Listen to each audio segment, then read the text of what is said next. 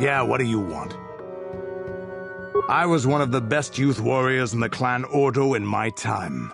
No one before me had mastered the power of our basilisk war droids as quickly as I had.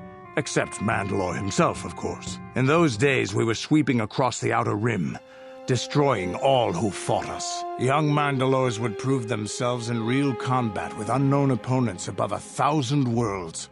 Each brought back stories of his achievements. We were still recovering from the war we fought with the Sith. We were not yet strong enough to fight the Republic again. We needed to train another generation to do that. We would travel from world to world and descend on it in our basilisk war droids. I still remember my first combat. I remember it well, orbiting high above a placid world, its defenses just stirring. As was tradition, I would go ahead of the first wave to find enemies in the thickest fighting. I remember sitting there in my armor, linked directly with the basilisk thrumming beneath me, my heart racing with fear of the coming battle.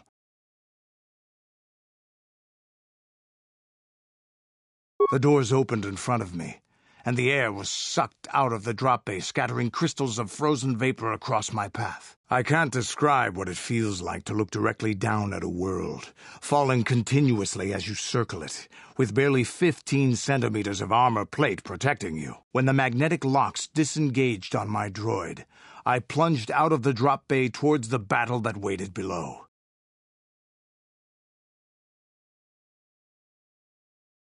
I don't remember.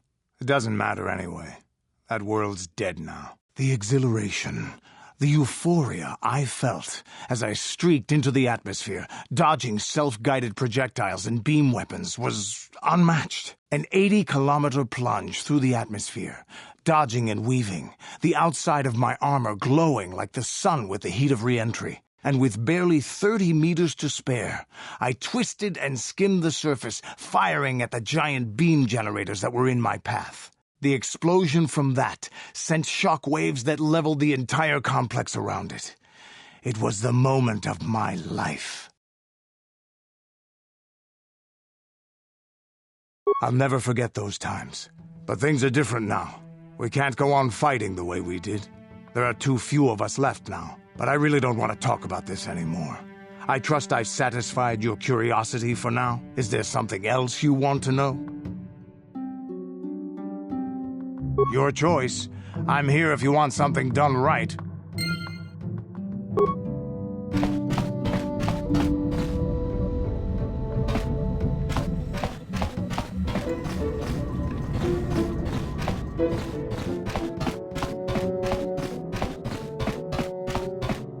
Hey there, what can I do for you? Really? You want to know about me? Nobody's ever really been interested. Big Z's my family, you know? My parents, well, I guess they're dead. It was just me on my own until the day I saw Zalbar in the lower city. I could tell right away he was in trouble. This was before the gang wars were out of hand. But even then, the Vulkars were scum. A few of them were hassling Big Z, trying to pick a fight, but he wasn't looking for trouble. Hey, nobody said the Vulkars were smart, but there were 3 of them, so maybe they figured they could handle him. I don't know. Anyway, I don't like the Vulkars at the best of times. And when I saw them picking on this poor Wookiee, all alone on a strange planet, overwhelmed by the big city, I just lost it. I screamed out, "Leave him alone, you core slimes!" and charged right at them. Well, one of them saw me coming and slapped me so hard he just about knocked me cold.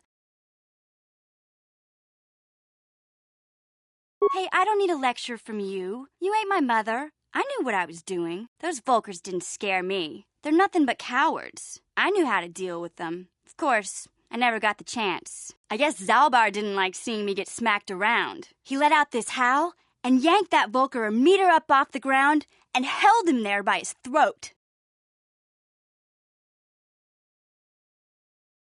Are you kidding? Big Z ain't like that. He's just a big old softy inside. Of course, the Volkers didn't know that. The other two screamed and ran off. Can't say I blame them. The first time you see an angry Wookiee up close, it isn't a pretty sight. I thought Zalbar was gonna rip that punk's arms off and beat him to death with his own fists. The Volker was so scared, he fainted. Or maybe it was Big Z's breath just knocked him out. I keep telling Zalbar to brush those choppers of his, but he never listens. Just stay upwind when he's speaking and you'll be fine. Anyway, I knew those Volkers would be back with friends, so I grabbed Zalbar and we took off. Ever since then, we've been a team. We look out for each other, you know? He was fleeing some kind of trouble back on Kashyyyk. That's all I know, really. Big Z doesn't like to talk about it. In case you didn't notice, he's the strong, silent type. Doesn't much matter to me, though. I accept him for what he is, not what he was. Me and Zalbar like to live in the present. Hey, what's that supposed to mean? You think I can't take care of myself? I've got street smarts. In fact, I look out for Zalbar more than he looks out for me, you know? Big Z's a little bit too gullible to make it alone on the mean streets of the lower city. Yeah, I suppose. My brother's a touchy subject, you know? It just so happens I don't really feel like talking about him right now.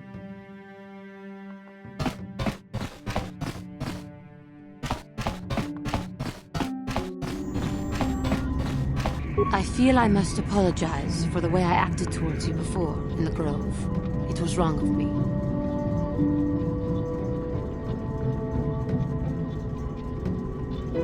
I realize you have justification, but that anger only leads to the dark side. Please do not fall into the same trap that caught me.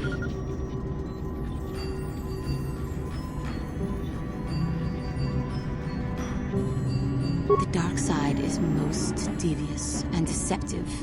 It can find the smallest weakness to exploit. I hope that by helping you in your task, I may redeem myself in your eyes and in my own. Thank you. It is most reassuring to know that you can forgive me. Even I can only hope that... How may I... What does it do? How I came to be a Jedi? Well, it goes back a number of years. Back on my homeworld, we did not see Jedi very often, especially the hind end of space, a pit of a world, to be sure, where Jedi rarely tread. But we had heard of them. Well, everyone had, so that is not to be unexpected. Champions of truth, defenders of justice, heroes of the Republic. It was very easy for a child to be enthralled by their image, their mystique. Maybe I was one of those children.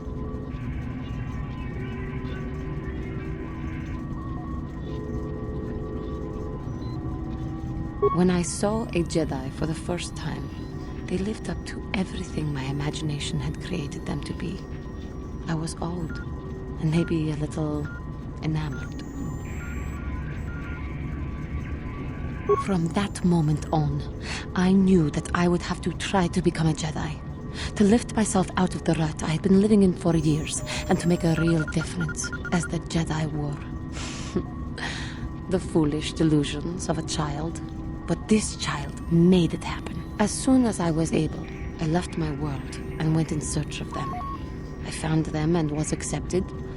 I had been living my dream on Dantooine for several years before you came, although perhaps I was not entirely ready for it, or not completely suited to the task. Otherwise, I would not have fallen. But thanks to you, I have been come. There is...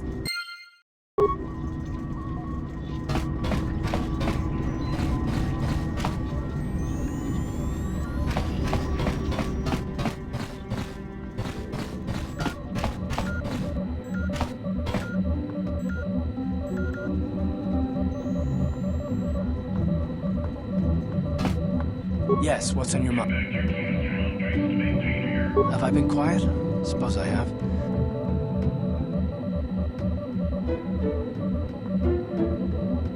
You want to be smart, do you? Fine, so long as I get some questions answered. For one thing, I want to know what the Jedi Council said to you. They pulled you in there and refused to tell me a thing about it. I'm rather curious to know what went on, and why they didn't keep you on Dantooine for training. Isn't that strange?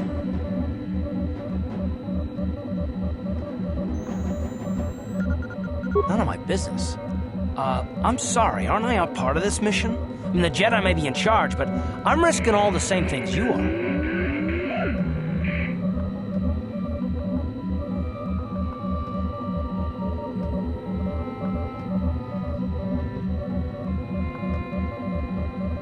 You can be sick of whatever you like. What I'm sick of is being kept in the dark. You're a neophyte Padawan who's been saddled with the responsibility of tracking down these star maps. Why? That's not normal. I am not trying to provoke you or to imply that you're somehow responsible for the Jedi Council, but give me a hand here. There has to be a reason.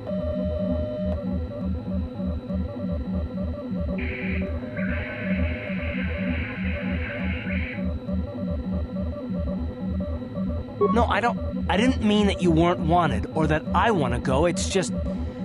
Damn it. Well, I'll tell you this much. I'm not going to wait around until I'm betrayed again.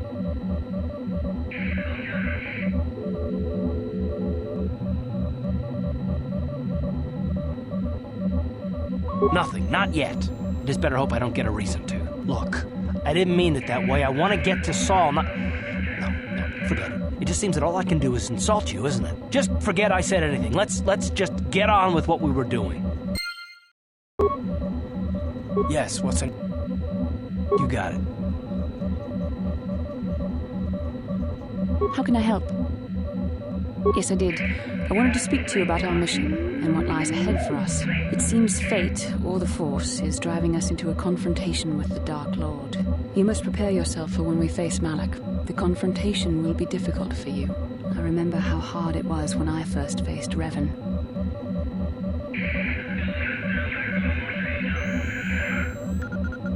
It's true that due to my battle meditation, I was with the Jedi Strike team that boarded Revan's ship. We did not kill Revan, however. Our mission was to capture Revan if possible. It was Malak who turned on his own master, firing upon Revan's ship while we were still on board it. It was his desire to kill us and his master both. Thankfully, we narrowly escaped the vessel as it exploded.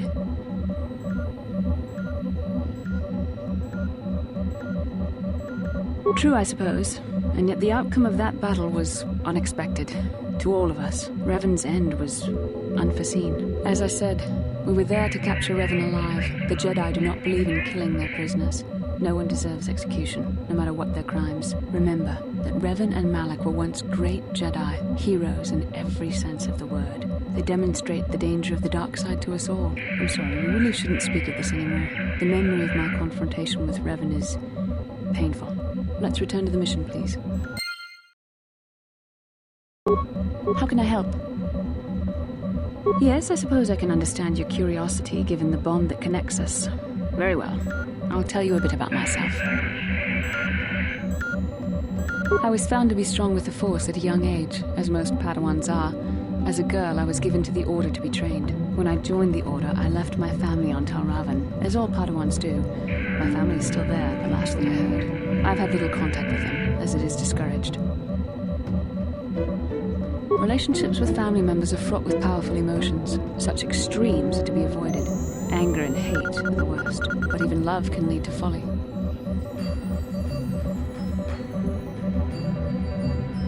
The gift of the Force comes with a high cost.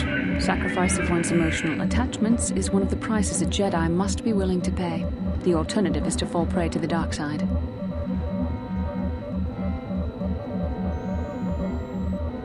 Emotional entanglements can be dangerous. They can impair rational thought. They can lead to outbursts of uncontrolled emotion. A Jedi must be above such things.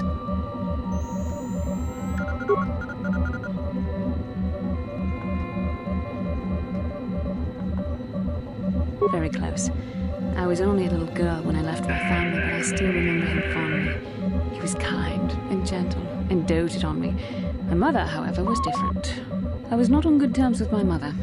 I was only a little girl when I left, but I was old enough to resent her and the way she treated my father. She pushed my father into treasure hunting. I spent all my young life on ships, traveling from one false lead to the next. She whittled away my father's entire fortune, and I hated her for it. I think she was relieved to give me to the Jedi, but my father was heartbroken. A child is too young to understand the sacrifices that must be made. It's better if they have no contact with their family once they're removed. Once I was older, I realized the wisdom of this policy. A Jedi must do what is needed, personal desires notwithstanding. Love can only obscure and confuse the matter.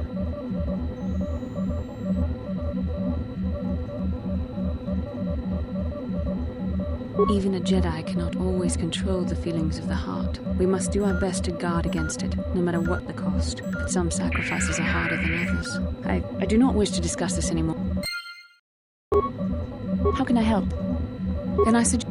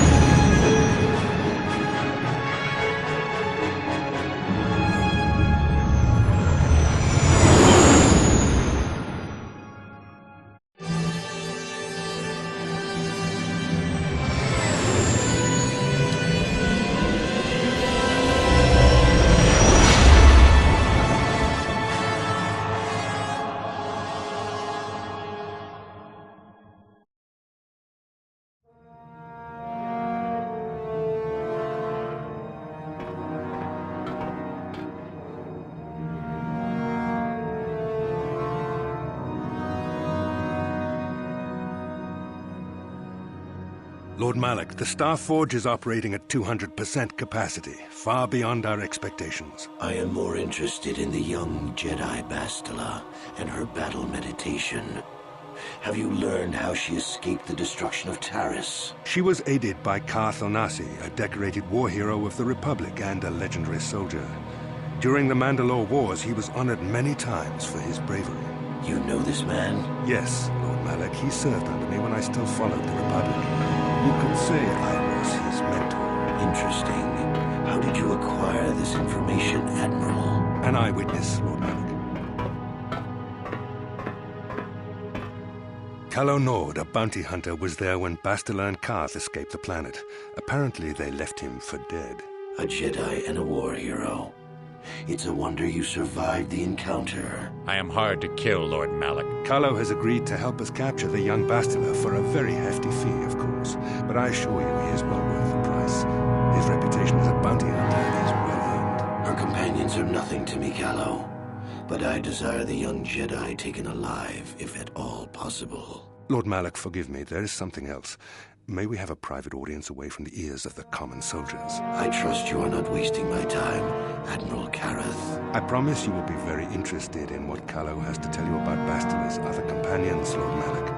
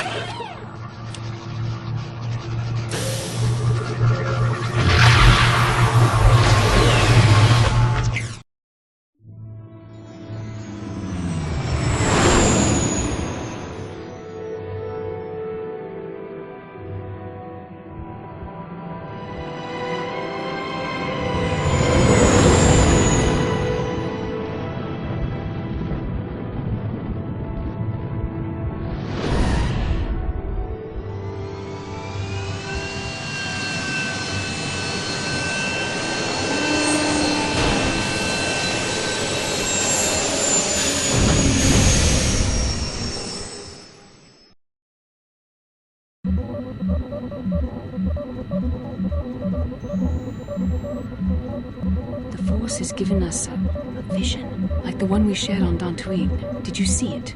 Of course. You must have. The Force is strong with us both. Kashyyyk is a lush but simple and undeveloped world. I would not have expected to find the alien technology of a star map here. The Wookiees of Kashyyyk make their home high among the Rosho branches.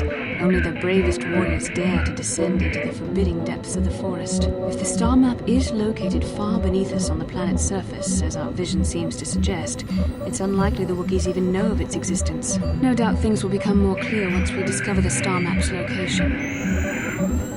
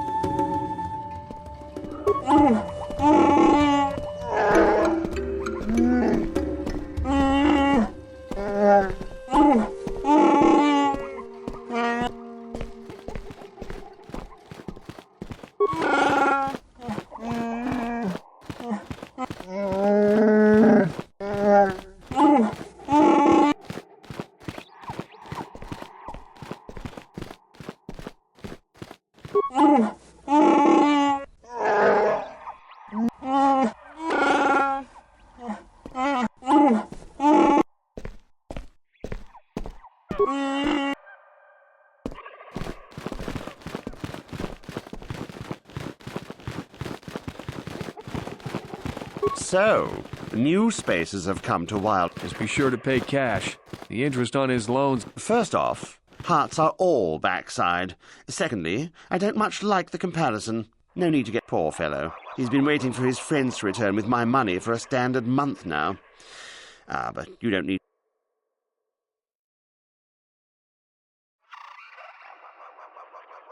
Of course.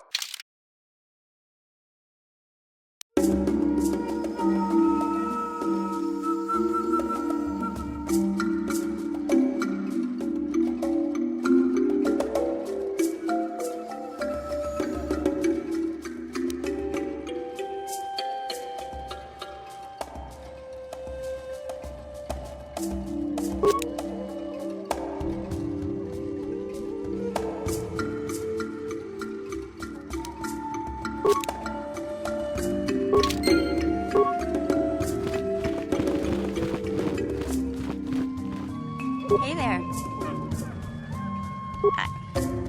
I was a little snappish when we last talked. I'm sorry about that. I get a little touchy when it comes to Griff. It's kind of embarrassing telling people about him.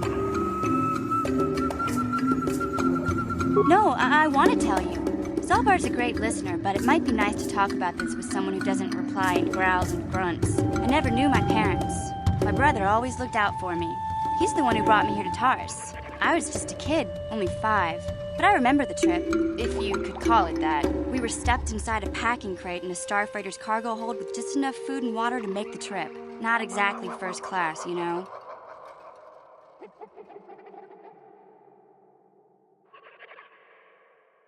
I don't know the whole story. I was pretty young, but my brother owed a lot of money. Might even have been a few arrest warrants out for him, I don't know. The only way to get off the planet was to smuggle ourselves out. I mean, I don't want to make it sound like we were criminals. Well, maybe my brother was. See, this is why I don't like to talk about it. It makes Griff sound worse than he really was. My brother had his problems, but he always looked out for me. He gambled and drank, and he was always borrowing money for his latest get-rich-quick scheme. But he had a good heart, you know? He taught me how to survive, showed me how to slice into a computer security system, how to get inside a locked building without the entrance codes, and how to spot a wealthy mark for a quick shell game. Hey, you don't know what it's like. You need those skills here in the lower city. Griff did right by me. I really miss him since he left. I keep hoping he'll come back someday. He promised me he would. He fell in with a bad crowd. It's all Lena's fault. She's the one who took him from me. Just batted those long lashes at him and off he went.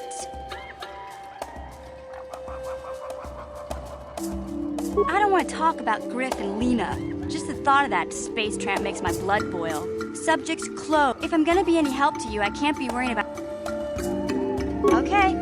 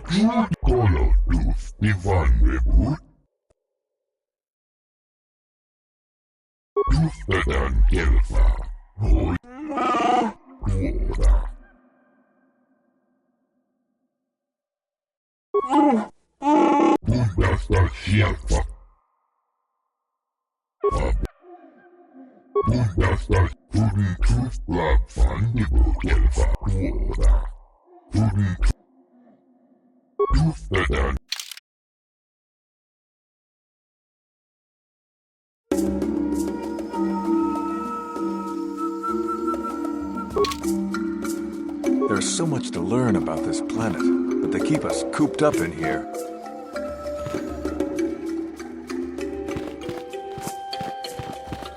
Welcome to Adean.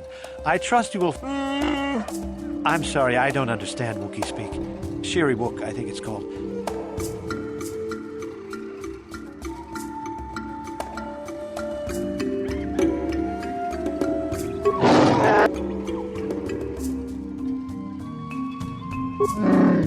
Call him off. I don't have any...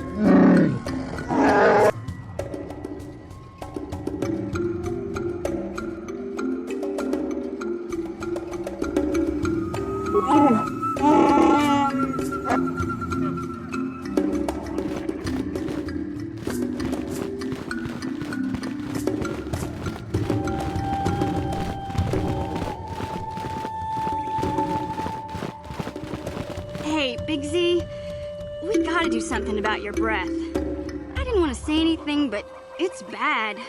Worse than usual, which is hard to believe. In fact, now that I think about it, your breath has been pretty rancid ever since we rescued you from those Gamorrean slavers. What'd they feed you, buddy? Oh, Zalbar, that's terrible. I know how grouchy you get if you don't get your 8 square meals a day. I'm amazed you didn't pass out from hunger.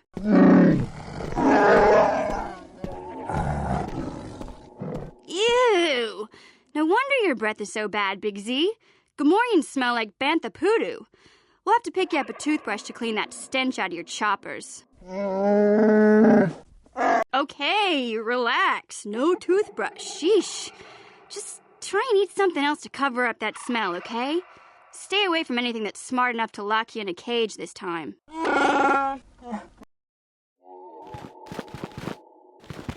Hold here, Spacer.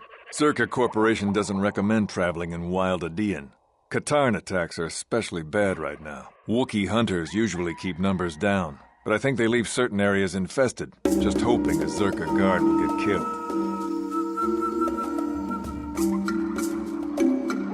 I don't take kindly to threats. Don't test... Ah, you ain't so... Watch yourself.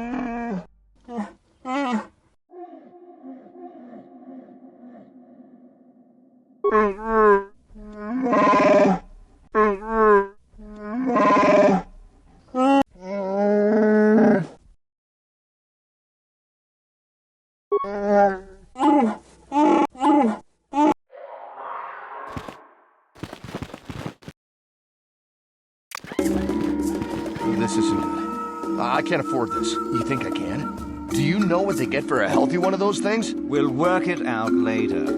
We've got company. What do you want, Spacer? I'm Patrol Captain Deno, and you're interrupting Zerka Corporation business.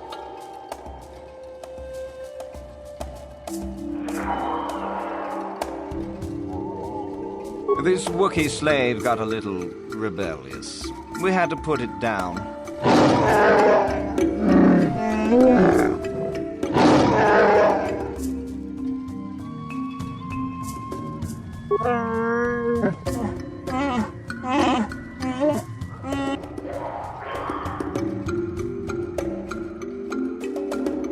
What?